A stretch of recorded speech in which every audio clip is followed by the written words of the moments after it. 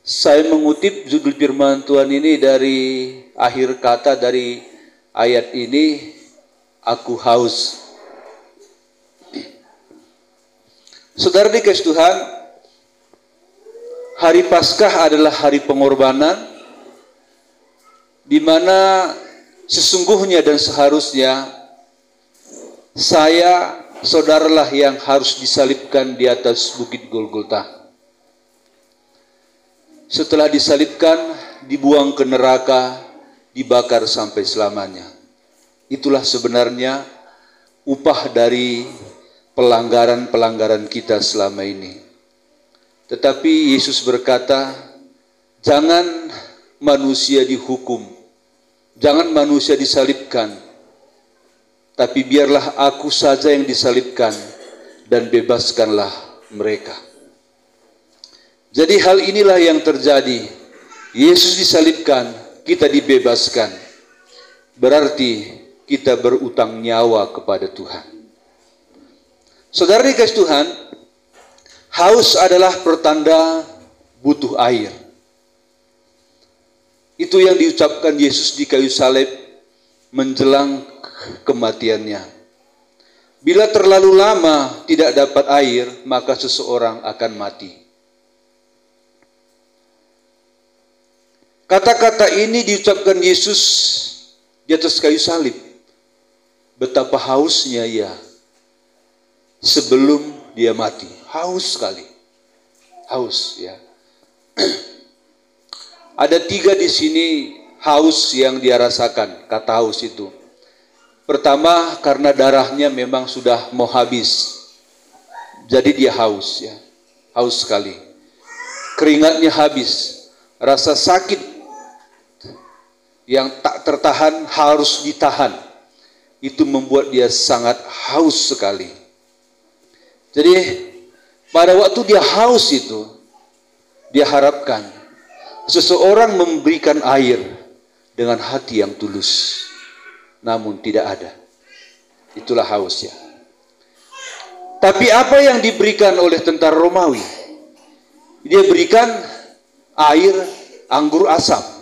Tahu air anggur asam?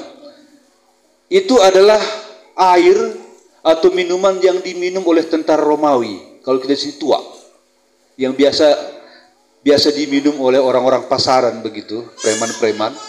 Itu yang diminum oleh tentara-tentara Romawi pada saat menjalankan jalan Via Dolorosa, jalan menuju salib.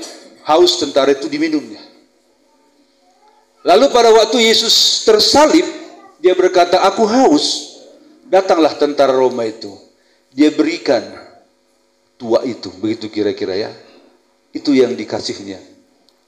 Itu air minuman bandit lah. Ya. Minuman mereka. Nah, itu dikasih. Itu kalau saya lihat, saya baca kisahnya, itu adalah merupakan air minuman pengejekan.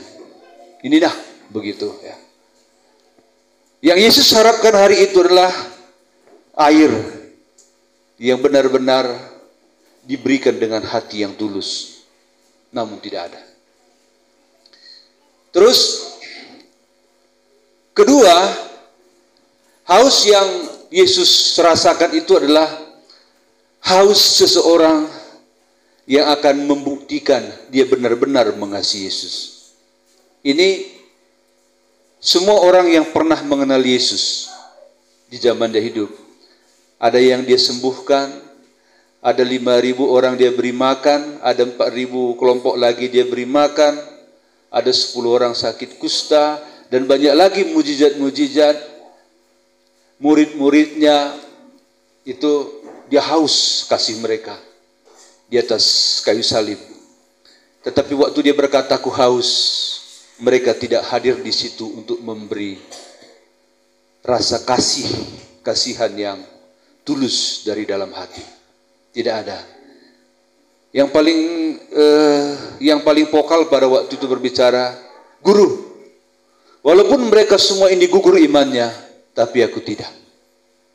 Siapa itu? Petrus. Tapi Petrus lari dan sudah menyangkalnya 3 kali. Dia haus kasih itu.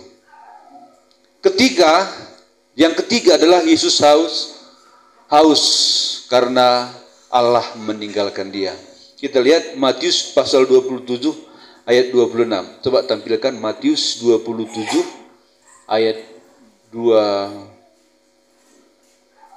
ayat 46.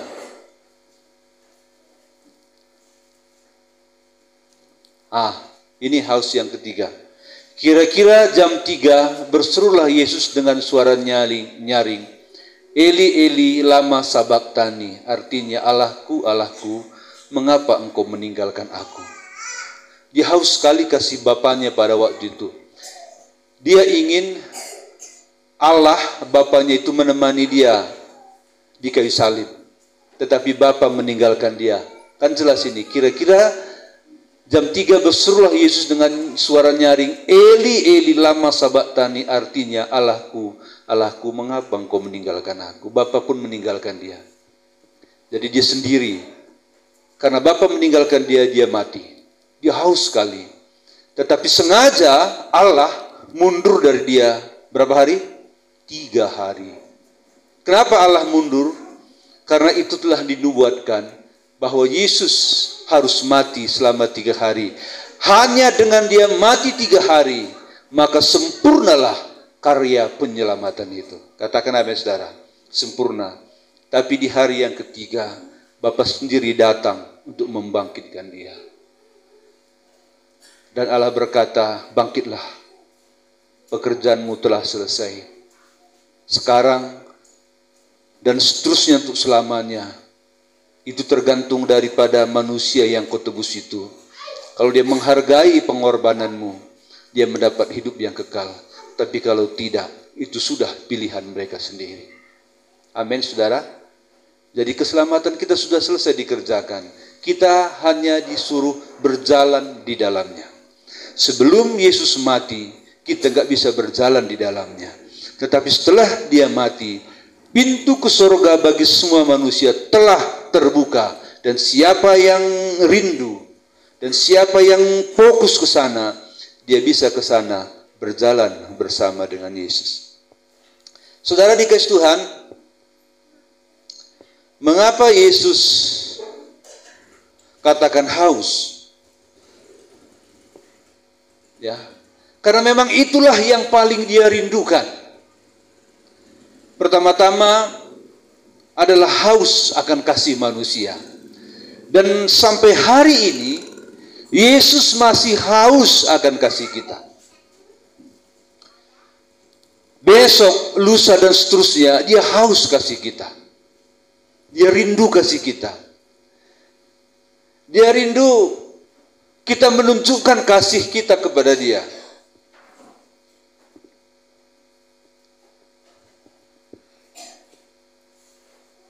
Pada masa kesesakan yang berat itu, semua pergi. Bahkan Allah pun mundur untuk beberapa saat.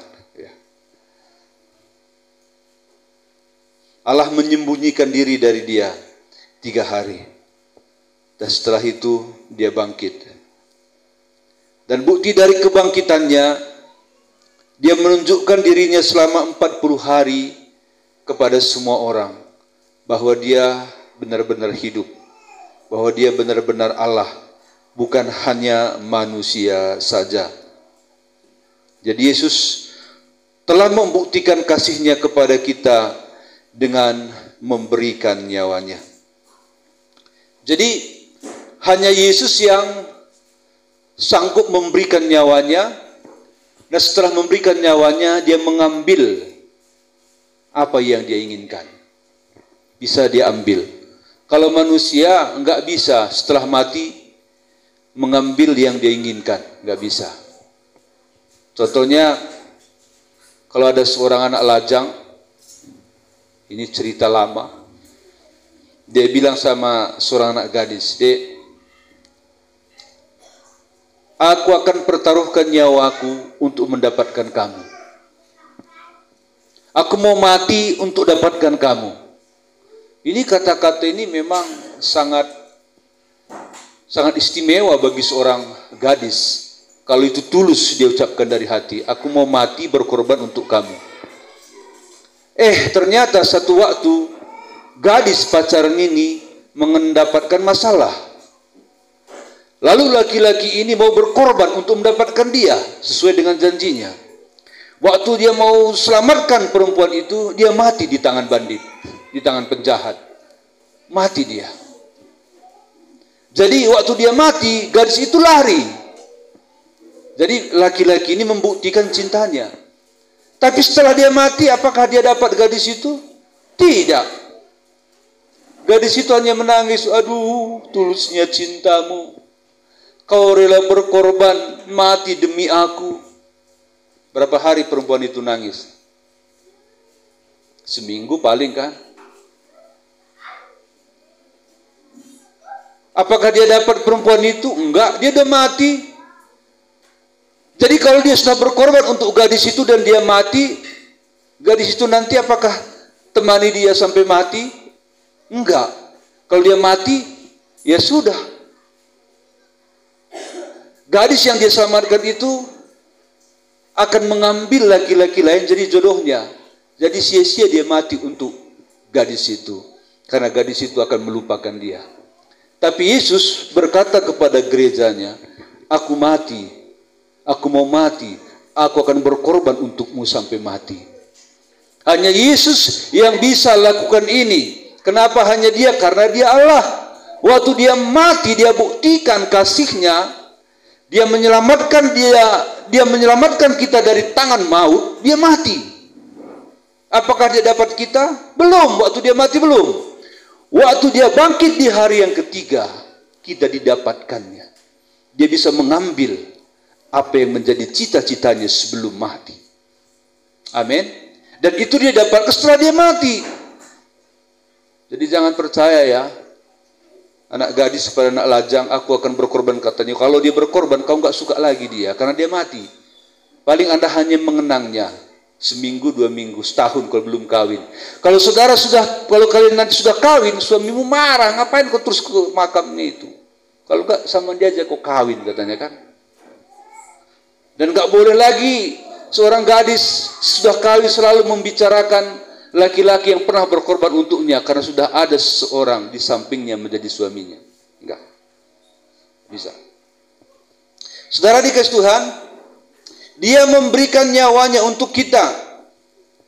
Jadi kalau Yesus telah memberikan nyawanya untuk kita, sekarang apakah balasan kita kepada dia yang memberikan nyawanya sebesar itu bagi kita? Apa balasan kita? Dia memberikan nyawanya. Yang paling mahal di dunia ini, tanya kepada semua orang, akan lebih mahal nyawa daripada harta. Lebih mahal nyawa daripada harta. Berapapun harta akan dikorbankan supaya nyawa itu selamat. Itulah buktinya bahwa nyawa lebih mahal daripada harta. Kalau ada orang yang berani memberikan nyawanya, itulah kasih yang paling tinggi. Amin. Itulah kasih yang paling tinggi. Yesus telah memberikan nyawanya. Terlebih-lebih Yesus adalah manusia yang kudus. Tidak ada noda, tidak ada cacat, tidak ada celah. Dia memberikan nyawanya. Itulah yang diberikan kepada kita. Apa balasan kita? Berarti kita berutang nyawa kepada dia. Kita yang seharusnya disalibkan dan dibuang ke neraka, dibakar sampai selama-lamanya hidup-hidup. Tapi dia berkata, jangan. Aku saja yang dihukum. Dan hanya aku yang bisa dihukum menyelamatkan mereka. Malaikat tidak. Sekalipun malaikat Mikael nggak bisa.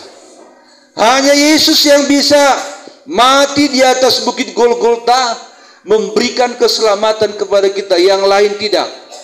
Itulah makanya apa balasan kita kalau kita sudah berutang nyawa kepadanya.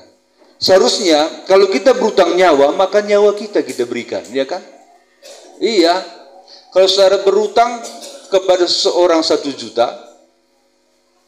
maka saudara harus bayar 1 juta baru lunas. Kan begitu. Iya kan? Kalau saudara bayar 100 ribu nggak lunas. Belum. Ini nyawa. Kita berutang nyawa kepada dia, maka lunas utang kita itu kita harus mati. Mati sakit. Untuk Tuhan. Untuk Yesus. Tapi Yesus berkata, nggak usah kau mati syahid. Persembahkan saja hidupmu kepada Aku sebagai rasa terima kasihmu, rasa syukurmu. Aku telah menyelamatkan engkau. Persembahkan hidupmu dengan kudus. Nggak usah mati. Amin. Nggak usah mati. Ya. Nggak usah mati.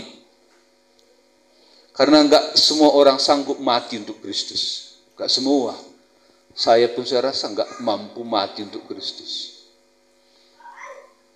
Sampai hari ini saya hanya mampu melayani untuk membalas kasih-Nya. Kita jemaat di sini, kita pelayan di sini, hanya sebegitu saja Tuhan minta.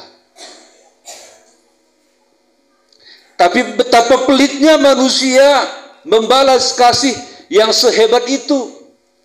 Betapa pelit, betapa kikirnya manusia. Sehingga dalam mempersembahkan hidupnya kepada Tuhan pun nilainya cacat. Cacat dalam hal ibadah saja cacat. Tidak sanggup memberikan jam ibadahnya seminggu sekali. Untuk hari Minggu saja dulu. Banyak yang cacat. Belum lagi ibadah tengah malam kan.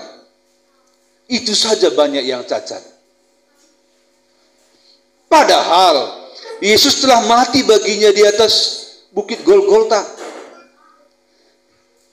Seharusnya engkaulah yang menangis, mengerang. Wah! Menangis, dilibas, digebuk.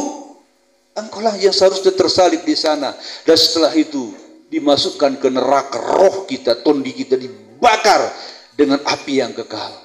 Kita yang seharusnya di sana. Tapi Yesus berkata, Aku saja. Sebab kalau Yesus dihukum, dia hanya menjalaninya 3 hari dia mati.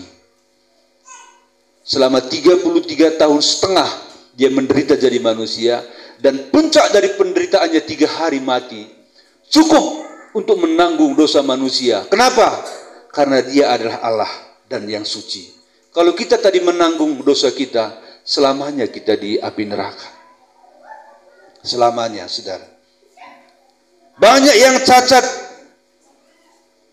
Yang saya sebut yang cacat ini adalah mereka yang sudah lahir baru.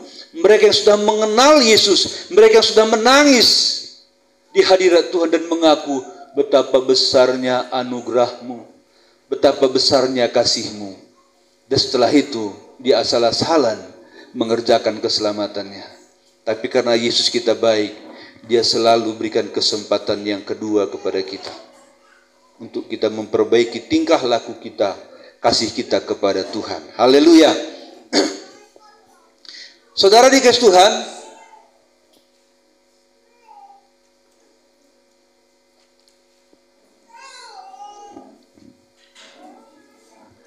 keselamatan kekal yang diberikan oleh Allah kepada kita adalah keselamatan yang tak terbeli. Enggak terbeli. Terlalu mahal. Kalau keselamatan bisa dibeli, maka orang kaya akan mendapatkannya. Ternyata keselamatan tidak bisa dibeli. Keselamatan hanya bisa didapatkan. Dan itu pun hanya melalui satu jalur saja. Yaitu pengorbanan Yesus di Kalpari. Selain itu, nggak ada. Sungguh nggak ada. Jadi, kenapa seseorang waktu hari bertobat menangis? Karena terlalu besar yang dia terima itu. Dan nangis, saudara. Nangis dia. Saya pun menangis. Ya. Saya menangis waktu mendengar kesaksian Kating Kluman. Waktu dia masih gadis, remaja mungkin ya.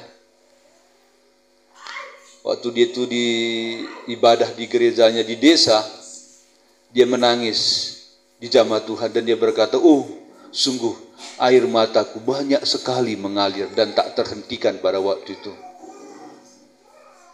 Nah, banyak kita telah menangis.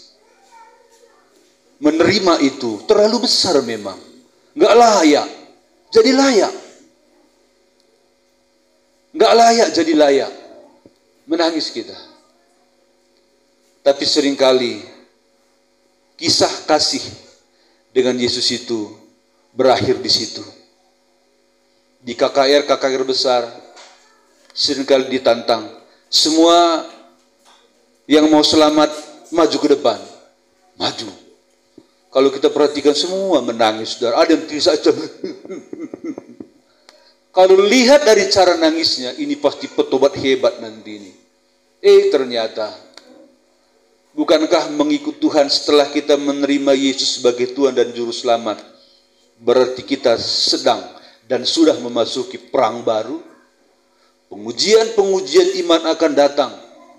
Silih berganti. Di luar nalar, di luar pikiran, yang tidak kita rancang, yang tidak pernah kita bayangkan terjadi di depan kita. Yang kita anggap enggak mungkin lah, mungkin. Tapi itulah bahwa perjalanan iman itu adalah fakta, faktual, kenyataan. Itu yang ada di depan kita. Coba perhatikan bagaimana teman-teman kita enggak bisa serius ikut Tuhan. Kalau kita tanya, dia punya 1000 alasan, dia lebih benar. Seperti aku ini pun sudah selamatnya. Nah, inilah peristiwa-peristiwa setelah kita diselamatkan akan ada di depan kita. Ada yang masuk akal dan ada yang tidak masuk akal. Bukan hanya masalah yang menghadang di depan kita, masalah dalam diri kita pun banyak. Itu makanya dibilang berdamai dengan dirimu. Akui dirimu siapa, begitu. Kalau engkau lemah, akui engkau lemah. Kalau ada kelebihanmu, akui kelebihanmu. Itu berdamai ya. Itu berdamai. Orang yang tidak bisa mengampuni, dia belum berdamai dengan dirinya. Apalagi dengan Tuhan. Jadi saudara dikasih Tuhan, Yesus setelah melalui kayu salib di hari Paskah yang kita peringati ini, dia ingin mendapatkan hati yang tulus. Hati yang tulus. Dilihatnya, adakah mereka yang telah kuselamatkan itu datang kepadaku dengan hati yang tulus? Hati yang suci?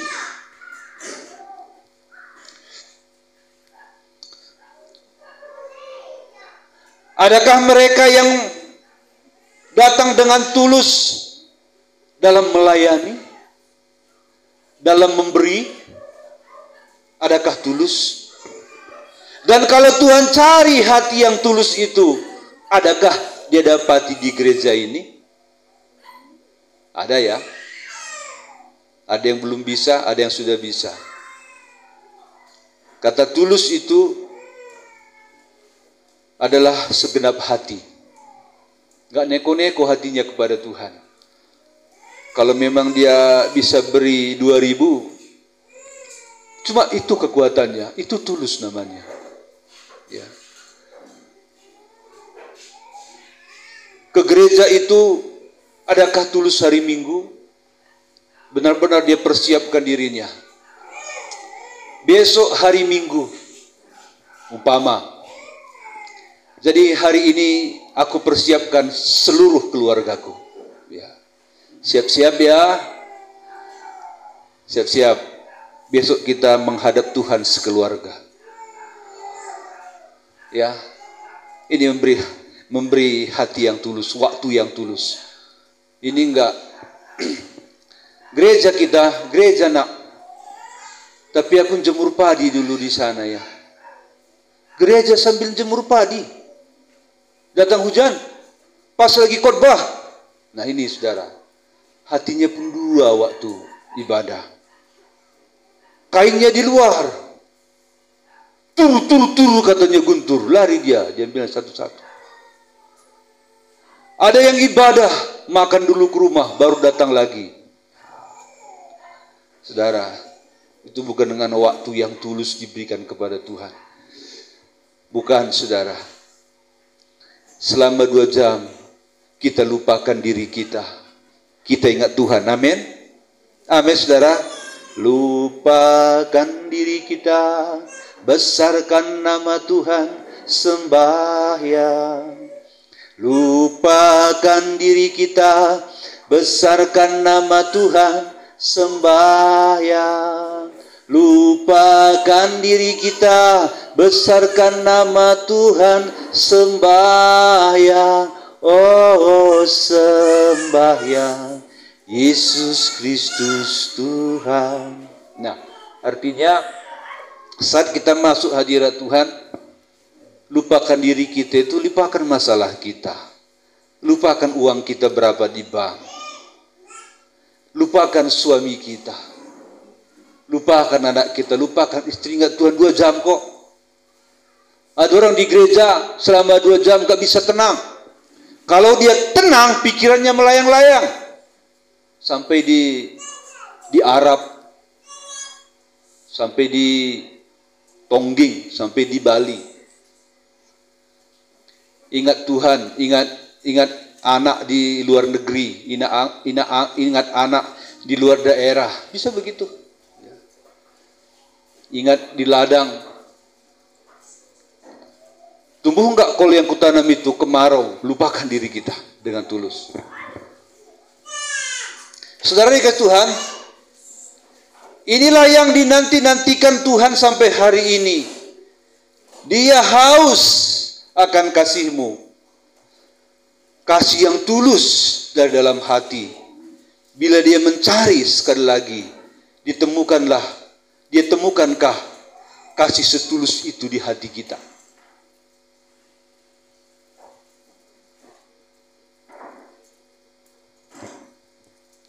Yesus telah buktikan kasih-Nya di atas kayu salib. Semua dia berikan. Dia mengorbankan segalanya bagi kita. Tanpa dia hitung-hitung. Dia enggak hitung-hitung. Semua telah dia berikan kan?